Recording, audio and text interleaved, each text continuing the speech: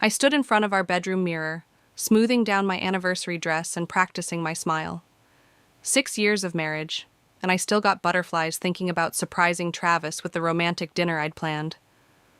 The irony of what happened next still makes my stomach turn.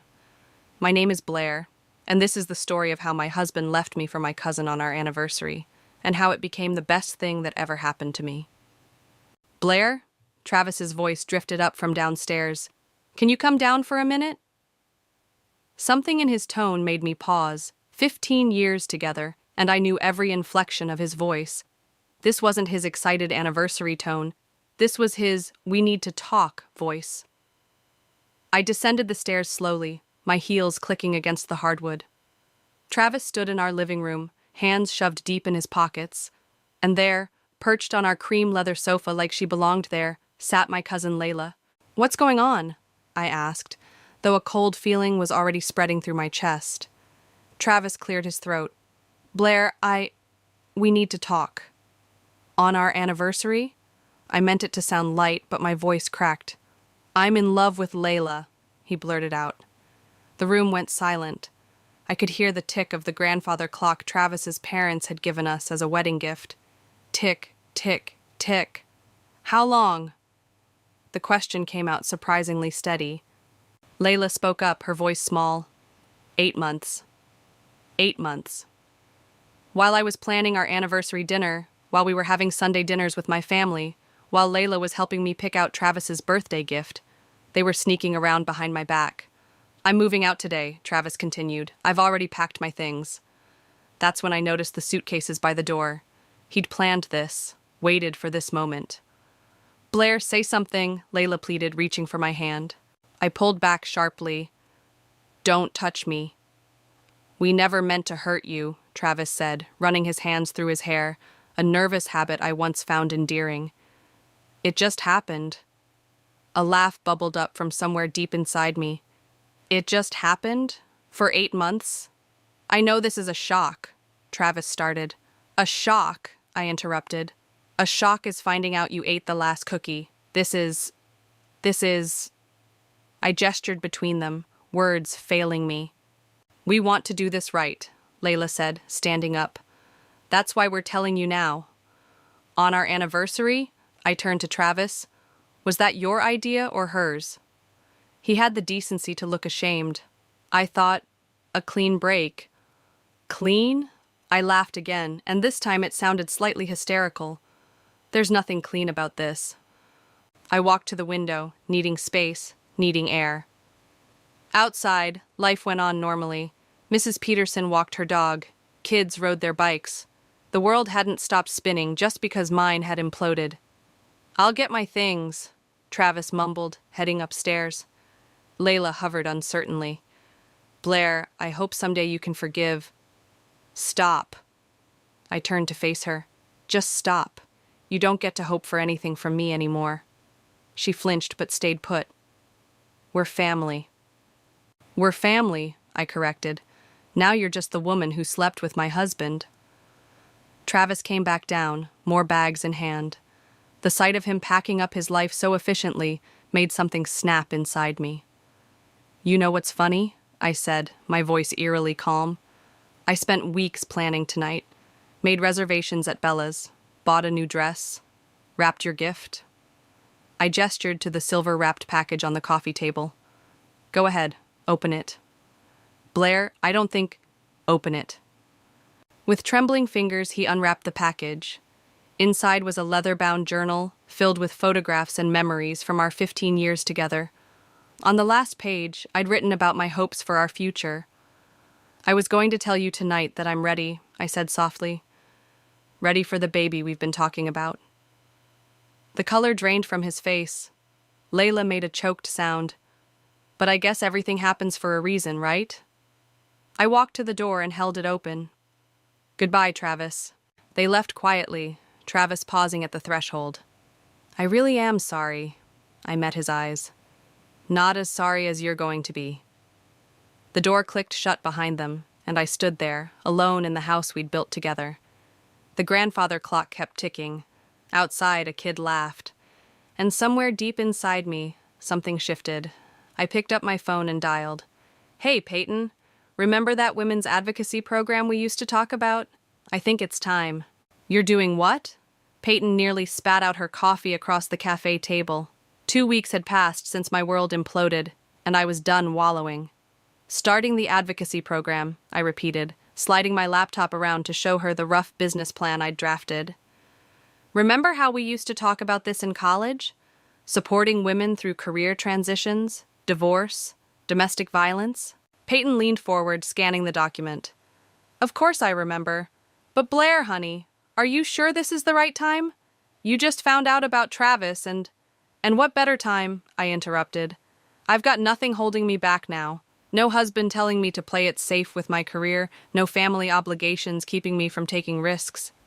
Speaking of family, Peyton hesitated. Have you talked to anyone besides Layla and Travis? I stirred my untouched latte. My sister Nadine's been checking in daily. Mom's alternating between wanting to kill Travis and trying to set me up with her dentist's son. Dad's, well, being dad. Quiet, supportive, probably plotting Travis's mysterious disappearance. And Annika? Has she reached out? Layla's sister sent me a text. Said she had no idea what was happening and she's disgusted with both of them. I pulled up the message on my phone. Actually, she might be a good resource for the program. She works in social services. You're really serious about this, aren't you? Dead serious. I opened another document. I've already found a potential space to rent. It's that old community center on Oak Street. They're practically giving it away because it needs renovation. Peyton's eyes widened. Blair, that's going to take serious money. I know. That's why I've set up a meeting with Eric Henry. The Eric Henry? The philanthropist? I nodded. He funds women's initiatives. I reached out through LinkedIn, and his assistant actually responded. Meeting's tomorrow. Holy shit. Peyton sat back. You're not messing around. No, I'm not. I closed my laptop. Travis and Layla thought they were writing the end of my story. They're not. They're just the catalyst for the beginning. My phone buzzed. Another text from Nadine. Heads up. Mom's on the warpath. Layla showed up at her book club. Oh God, I groaned, showing Peyton the message. Want to go watch the drama unfold? Actually, yes. I grabbed my coat. But first, help me pick out an outfit for tomorrow's meeting. If I'm going to convince Eric Henry to fund this program, I need to look the part. The next day, I sat in Eric Henry's sleek downtown office, trying not to fidget in my new blazer. He was younger than I expected, maybe early 40s, with kind eyes that seemed to see right through my professional facade. So, Ms. Rogers, he began, tell me why this program matters to you. I took a deep breath. Because 2 weeks ago, my husband left me for my cousin on our anniversary. His eyebrows shot up. That's certainly direct. I'm not telling you this for sympathy, I continued. I'm telling you because in the aftermath, I realized something. Women need support systems. Not just emotional support, but practical help. Career guidance, legal advice, financial planning. A community that lifts them up instead of tearing them down. And you think you're the right person to create this support system? I know I am. I opened my portfolio. I've spent the past 2 weeks interviewing local women, gathering data on what they need most. I've identified potential partners, created a business plan, and found an affordable space. What I need is someone who believes in this vision as much as I do. Eric leaned forward, studying my materials. This is impressive work for 2 weeks. Spite is an excellent motivator, I said before I could stop myself. He laughed, actually laughed, and the tension in the room broke. You know what? He closed the portfolio. I like you, Blair. You're not here playing the victim. You're channeling your pain into purpose. He pressed a button on his desk phone. Sarah, can you bring in the standard grant paperwork? My heart stopped. Does this mean... It means I'm willing to take a chance on you. Initial funding for 1 year with quarterly reviews. He smiled. Don't make me regret this. I won't, I promised, my hands shaking as I accepted the paperwork from his assistant. Later that night, as I sat on my sister's couch sharing the news, my phone lit up with a text from Travis. Can we talk? I showed Nadine the message. What are you going to say? She asked. I deleted the message without responding. Nothing.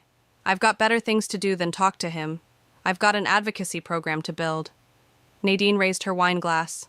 To new beginnings? To new beginnings, I agreed, clinking glasses. And to Karma being a patient friend. The electrical system needs a complete overhaul, the contractor said, shining his flashlight around the community center's dim interior. And don't get me started on the plumbing. I scribbled notes furiously. How long would the renovations take?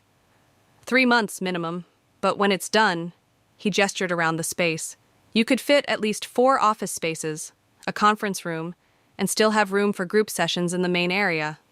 Perfect. I was already imagining it. Women gathering here, finding support, building each other up. Send me the quote by Friday? After he left, I sat cross-legged on the dusty floor, spreading out my papers. The grant from Eric would cover renovations and initial staffing, but we'd need more for long-term sustainability. My phone buzzed. Dad. Hey, sweetheart, got time for lunch? 20 minutes later, I slid into our favorite diner booth. Dad was already there, reading glasses perched on his nose as he studied the menu he'd memorized years ago. You look tired, he said by way of greeting. Thanks, Dad. You really know how to make a girl feel special. He smiled, reaching across to squeeze my hand. You know what I mean? Are you sleeping? I'm fine, just busy with the program launch. I picked up my menu, though we both knew I'd order the same turkey club I always did. How's Mom? Still plotting Travis's demise, though now she's moved on to elaborate scenarios involving public humiliation rather than actual murder, so I'd call that progress. I couldn't help but laugh. And how are you handling it all? He set down his menu, looking at me seriously. I'm proud of you, kiddo. Instead of falling apart, you're building something meaningful. Dad. My throat tightened. Your mother wants revenge. I get that. But what you're doing, that's real power. The waitress arrived to take our orders, giving me time to compose myself. As she walked away, Dad cleared his throat. There is something you should know, though. I ran into Peyton at the grocery store yesterday. She mentioned something about Layla. My stomach clenched. What about her? Apparently things aren't as rosy as they seemed. Travis has been, well, being Travis. Meaning? Working late, missing dates, the same stuff he did with you toward the end. I stirred my water with my straw, watching the ice cubes swirl. Karma's not wasting any time, is she? Apparently not. Dad paused as our food arrived. How does that make you feel? Honestly, nothing. I took a bite of my sandwich. I'm too busy to care about their drama. My phone lit up with a text from Annika. Can we meet? Need to talk about the program. And other things. Speaking of drama, I showed Dad the message. Are you going to meet her? I think I have to. She's been supportive, and she could be valuable to the program with her social work background. Later that afternoon, I met Annika at a small coffee shop across town. She looked nervous, fidgeting with her cup sleeve. Thanks for meeting me, she started. I wanted to talk about potentially volunteering with the program, but also... She took a deep breath. Layla's miserable. Not my problem. I know, but she's realizing what a mistake she made. Travis is, well, being Travis. I couldn't help but laugh. You're the second person to say that today. He's already showing his true colors. Missing dates, always working late, flirting with his secretary. Again, not my problem. I pulled out my program materials. Now, about volunteering. Blair, wait. Annika touched my arm. I know you don't want to hear this, but Layla's talking about leaving him. I set down my papers. After destroying my marriage and turning our family upside down, she's what? Having second thoughts? She knows she messed up, badly, but maybe this could be an opportunity, for the program, I mean. Her story could help other women. You want me to use my cousin's affair and subsequent regret as a cautionary tale for the program? Annika nodded hesitantly. I sat back, considering. It was a compelling idea, from a purely strategic standpoint. But was I ready to face Layla, to hear her story? I'll think about it, I said finally. But first, let's talk about how you can help with the program launch. We're planning a community needs assessment next week. As I drove home that night, I couldn't shake the image of Layla, realizing too late that she'd traded one version of Travis for another. Part of me wanted to gloat, to revel in their misery, but a smaller, quieter part wondered if there might be something more powerful in turning their mistake into a force for good. I pulled into my driveway, decision made. Sometimes the best revenge isn't revenge at all. It's growth. You invited who to the family dinner? Nadine's voice reached a pitch only dogs could hear. Layla, I repeated, sorting through paint samples for the community center. And before you freak out? Too late, Nadine paced my living room. Have you lost your mind? Mom will literally murder her with the good silverware. Mom knows she's coming. Dad's handling it. Oh, well, if Dad's handling it. Nadine collapsed onto my couch. Why are you doing this? I set down the paint samples. Because Annika's right. Layla's story could help other women. And I hesitated.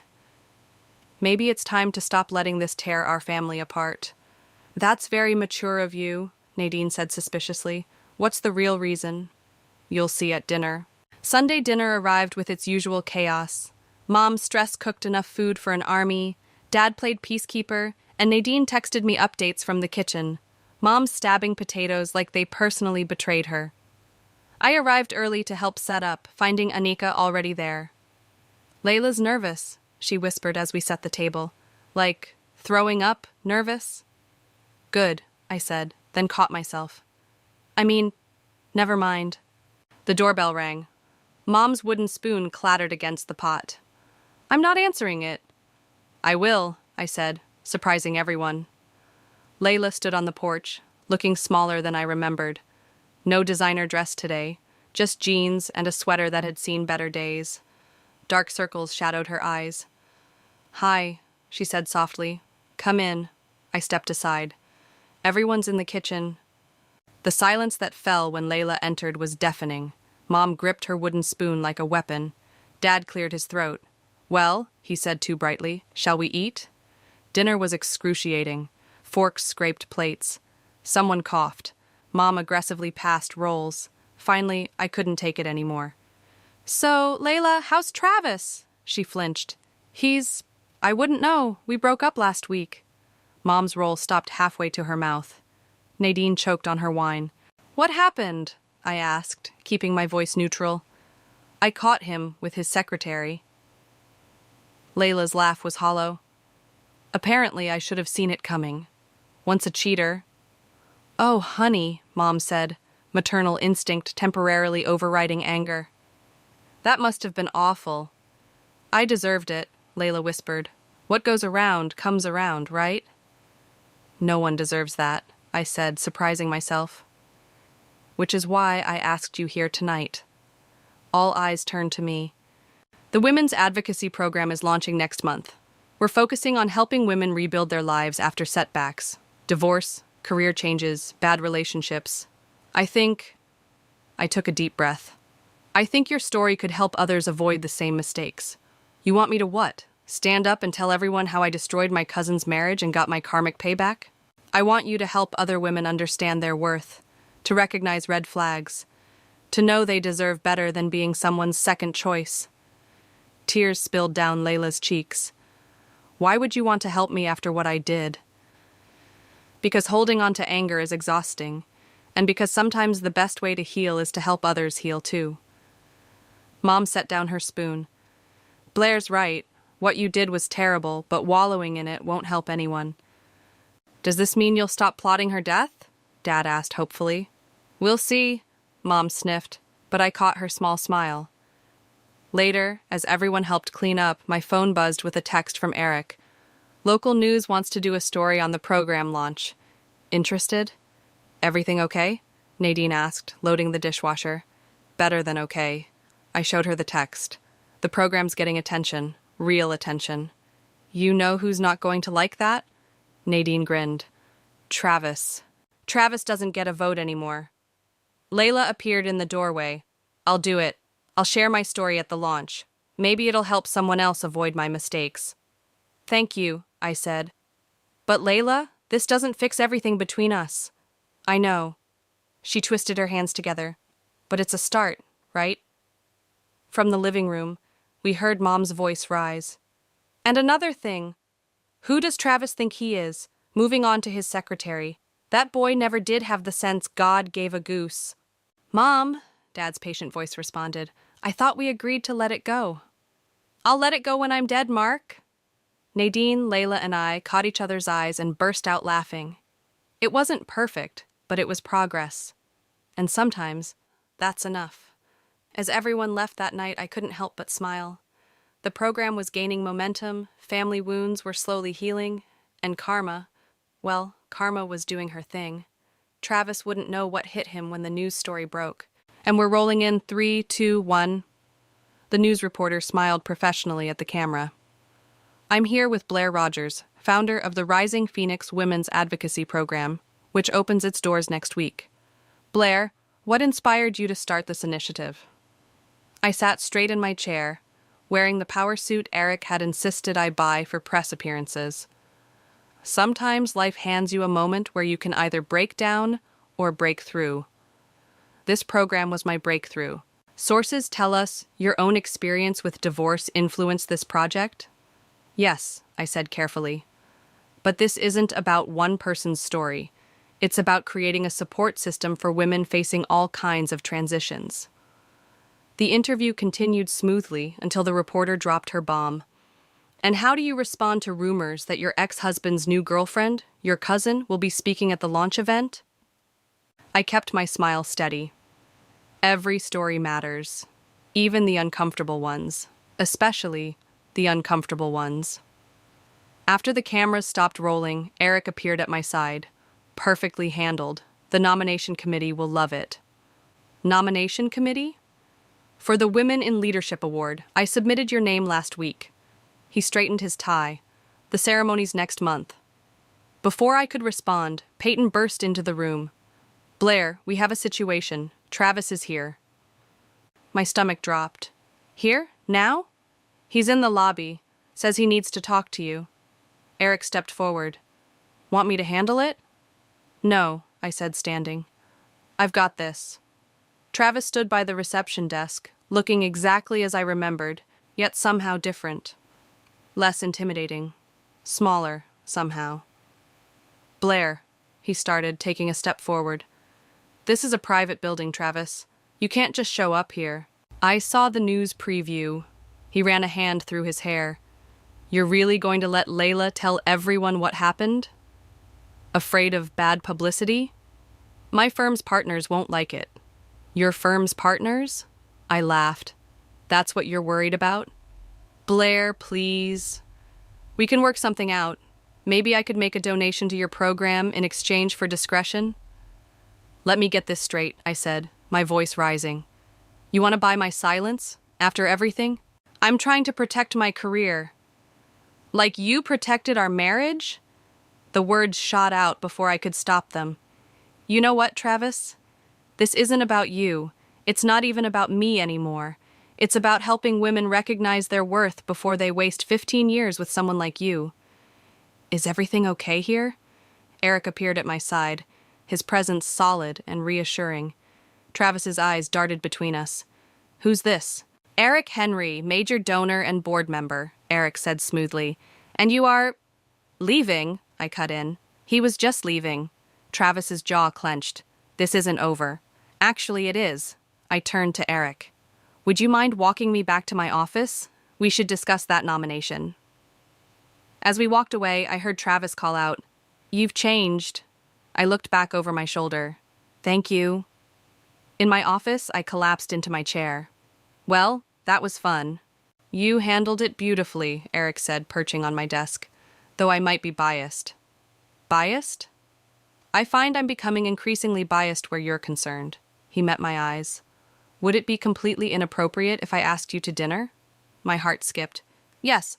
No. I took a breath. Dinner would be nice. Tomorrow? After the final renovation inspection? It's a date. The words slipped out before I could catch them. His smile widened. Yes, it is. After he left, Peyton appeared in my doorway. So, Eric Henry, huh? Don't start. I'm just saying he's successful, handsome, and he looks at you like you hung the moon. He's also on my board of directors. A minor detail. She dropped into a chair. So, what are you wearing tomorrow? Nothing, because it's not happening. I can't date my biggest donor. Why not? You're not that woman anymore, Blair. The one who plays it safe, who worries about what everyone else thinks. She was right. I wasn't that woman anymore. My phone buzzed with a text from Layla. Travis came by my place too. Tried to convince me not to speak at the launch. I told him to go to hell. I showed Peyton the message. Look at that, she grinned. Your cousin grew a backbone. Maybe we all did. So, about that dinner outfit? I laughed, pulling up my calendar. Help me pick something. But Peyton, let's keep this quiet for now. The last thing I need is Mom playing wedding planner again. Deal. But when you win that leadership award next month, you better let him be your date. I thought about Eric's kind eyes, about Travis's diminished presence, about how far I'd come from that woman in the anniversary dress. Maybe I will, I said. Maybe I will. The annual family reunion buzzed with tension. Aunt Martha's famous potato salad sat untouched as relatives clustered in whispered groups, stealing glances at me, then at Layla, then back again. We'd agreed to attend separately, her in the afternoon, me in the evening, but plans changed when the local news crew asked to cover the event. Ready for this? Nadine appeared at my elbow, clutching a glass of wine. Define ready. I smoothed down my dress for the 100th time. In 30 minutes, I'd be announcing the program's success to our entire extended family, and the evening news. Mom's already had 3 glasses of wine, Nadine reported. Dad's stress-eating cocktail weenies, and you'll never guess who just showed up. My stomach dropped. Travis? With his secretary-turned-girlfriend. Bold move, considering half the people here still want him dead. I scanned the crowd until I spotted him. Travis, looking uncomfortable in a polo shirt that was slightly too tight. A petite blonde hovering nervously beside him. What's he doing here? Uncle Rob invited him. Apparently, they're still golf buddies. Fantastic. I checked my phone. Another text from Eric. On my way. Traffic's terrible. Save me some of that famous potato salad? Despite everything, I smiled. Is that Eric? Nadine waggled her eyebrows. How was dinner last week? Perfect, I admitted. And then the next dinner was perfect too, and the one after that. Look at you, glowing like a teenager, she nudged me. Think Travis has noticed? I don't care if... I stopped as Layla approached, looking uncertain. Hey, she said softly. The news crew wants to do a pre-interview with both of us. Something about the power of forgiveness angle. Now? She nodded. They're setting up by the oak tree. That's where Travis proposed, Nadine muttered. Even better, I said grimly. Let's give them what they want. The reporter positioned us carefully, the ancient oak tree framing the shot. Through the viewfinder, I could see Travis watching, his new girlfriend forgotten at his side. So, ladies, the reporter began, tell us about this unique partnership. Layla spoke first, her voice steady. I made a terrible mistake. I hurt someone I loved, destroyed relationships, and learned the hard way that karma is real. And Blair, you've turned this personal tragedy into triumph? I turned pain into purpose, I corrected. The Rising Phoenix program isn't about my story. It's about every woman's story, including Layla's. Speaking of stories, the reporter smiled, I understand congratulations are in order. The Women in Leadership Award nomination is quite an honor. From the corner of my eye, I saw Travis straighten up. Yes, it is, I said. The ceremony's next month, and we're hoping... Blair! A familiar voice called out. Eric jogged up, slightly out of breath. Sorry I'm late. Traffic was a nightmare. The reporter's eyes lit up. And who's this? Eric Henry, he said smoothly, sliding an arm around my waist. Board member, donor, and very proud boyfriend. Travis's cocktail glass shattered on the patio. Cut! The reporter called out, delighted by the drama. Can we get that entrance again? Actually, I said, I think we have something better. Layla, ready to tell your story? She nodded, straightening her shoulders. Ready. For the next hour, we talked about the program, about healing, about turning mistakes into missions. The camera caught every moment, including Travis's hasty exit with his girlfriend, and the way Eric never left my side. That was amazing, Eric whispered as the crew packed up. You're amazing. Get a room, Nadine called out, passing by with more wine. Mom appeared, flushed with pride and probably wine. Blair, honey, the program sounds wonderful. And Eric, she turned to him, you're coming to Sunday dinner next week, no arguments. Yes, ma'am, he grinned. Did you see Travis's face? Layla asked quietly. When Eric showed up? I was too busy looking at Eric, I admitted. That's how I know you've really moved on. She squeezed my hand. Thank you. For everything. The sun was setting as the reunion wound down. Eric and I sat under the oak tree, sharing the last piece of Aunt Martha's potato salad. So, he said, about that award ceremony next month? Yes?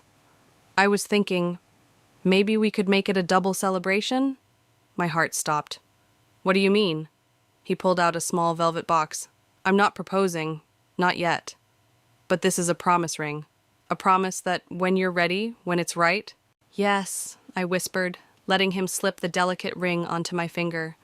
When it's right. From across the yard, I heard Mom's delighted squeal.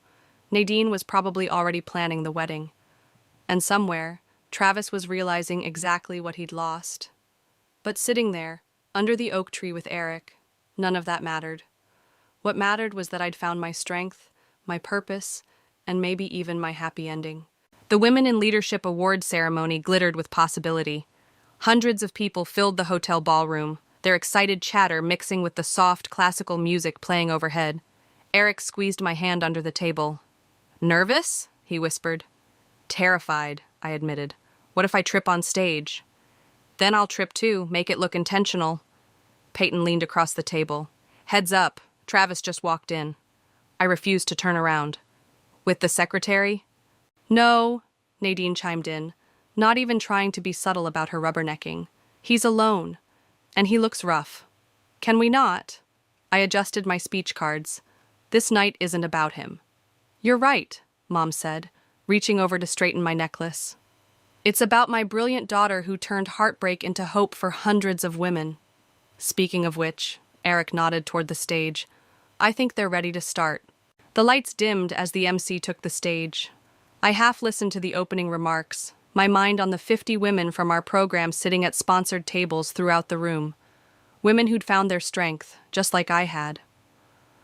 And now, the MC announced, to present the Women in Leadership Award, please welcome Layla Schmidt. My head snapped up. This wasn't part of the plan. Layla walked onto the stage, looking elegant in a simple black dress. Her hands shook slightly as she adjusted the microphone. A year ago, she began, I made the biggest mistake of my life. I betrayed someone I loved, someone who had always been there for me. I thought I was choosing happiness, but I was really choosing destruction. The room fell silent. But my cousin Blair? She chose something else. She chose to transform her pain into purpose. While I was learning hard lessons about karma and consequences, she was building something beautiful. I felt Eric's hand tighten around mine. The Rising Phoenix program has helped dozens of women rebuild their lives. Women leaving abusive relationships. Women starting over after divorce. Women like me, who had to hit rock bottom before they could rise. Tears pricked at my eyes. So it is my profound honor to present this year's Women in Leadership Award to my cousin, my inspiration, and yes, my friend, Blair Rogers. The room erupted in applause as I made my way to the stage. Layla hugged me tight, whispering, I hope this was okay. I took the podium, looking out over the crowd. I spotted Travis near the back, looking smaller than I remembered, but my eyes were drawn instead to Eric's proud smile, to my family's beaming faces, to the women whose lives we'd touched. Thank you, I began. A wise person once told me that sometimes life hands you a moment where you can either break down or break through. Standing here tonight, I see so many women who chose to break through. I shared stories of our program participants, The domestic violence survivor who now counsels others. The divorced mother who started her own business. The young woman who left a toxic relationship and found her voice. But this award isn't just about me, I continued. It's about every person who supported this dream. My family, who showed me that love is stronger than betrayal. Eric, who believed in me when I was still learning to believe in myself. I paused, finding Travis's eyes in the crowd. And yes, it's even about those who hurt us, because sometimes our greatest pain leads to our greatest purpose. The Rising Phoenix program isn't just about helping women survive. It's about helping them soar. The standing ovation that followed was deafening. As I returned to my seat, Eric pulled me close, kissing me softly. "Proud of you," he murmured. Later, during the reception, Travis approached our table. He looked uncertain, almost fragile. "Congratulations," he said quietly. "You've done something amazing here." "Thank you," I replied, surprised to feel nothing but calm. "How are you?"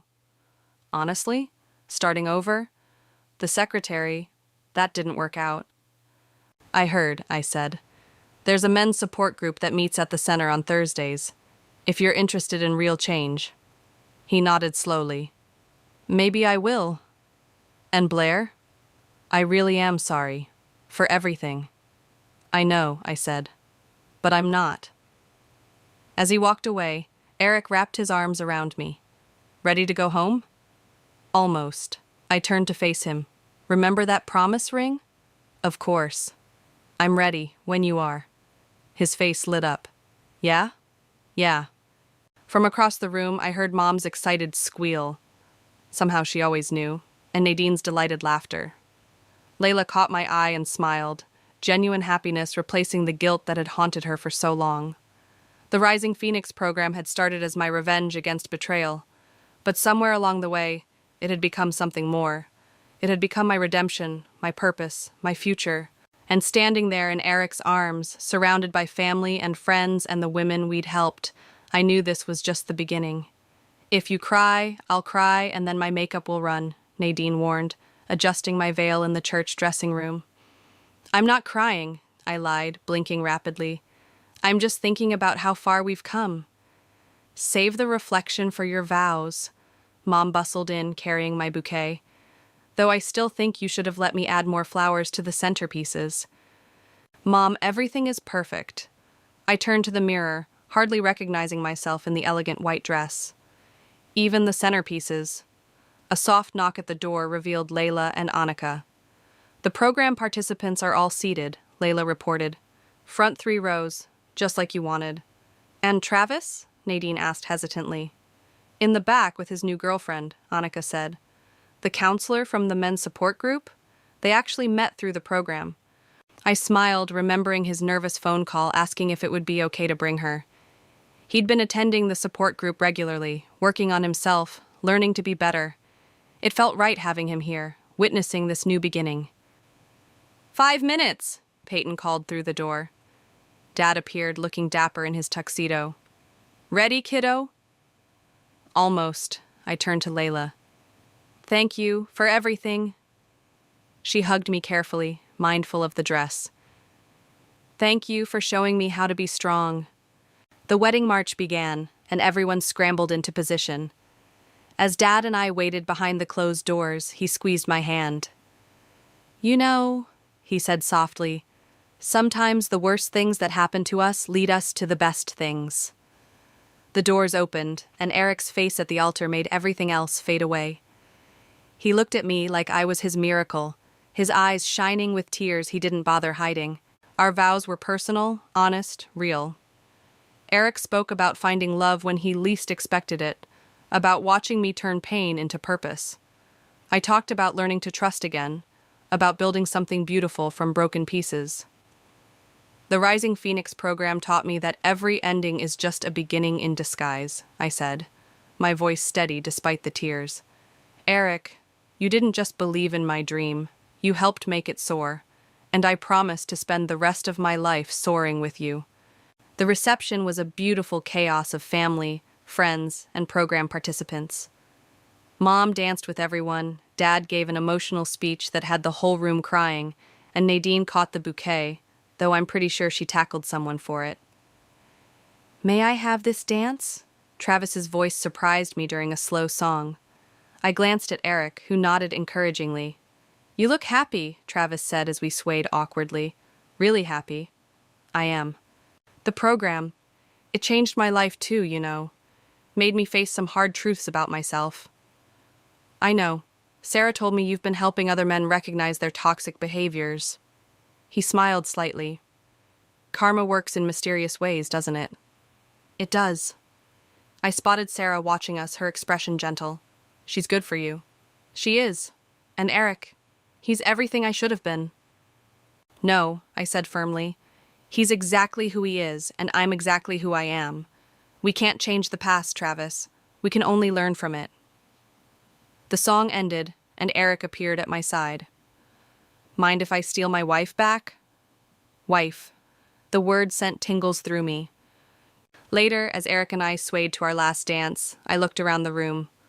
Mom and Dad, still so in love after 30 years. Nadine flirting with Eric's best man. Layla and Annika laughing with program participants. Travis and Sarah, heads bent close together, starting their own story of redemption. "What are you thinking?" Eric murmured in my ear. "I'm thinking about phoenixes," I said.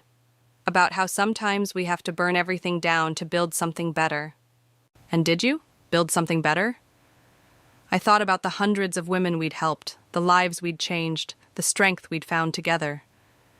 I thought about the man holding me, who saw my broken pieces and called them beautiful. "We all did," I said. "Every single one of us." The music faded, but Eric kept holding me. "Ready for our next adventure?" I looked up at him, at the future shining in his eyes. "With you, always." As we left the reception, under a shower of rose petals, I caught one last glimpse of my family. All of them, even the ones who had hurt me, even the ones I had to forgive to find my happiness. They were all part of my story, my rising, my triumph. And as Eric and I drove away toward our honeymoon, toward our future, I knew that some endings aren't really endings at all. They're just the first page of a better story. A story of strength, of redemption, of rising from the ashes again and again until you finally learn to fly.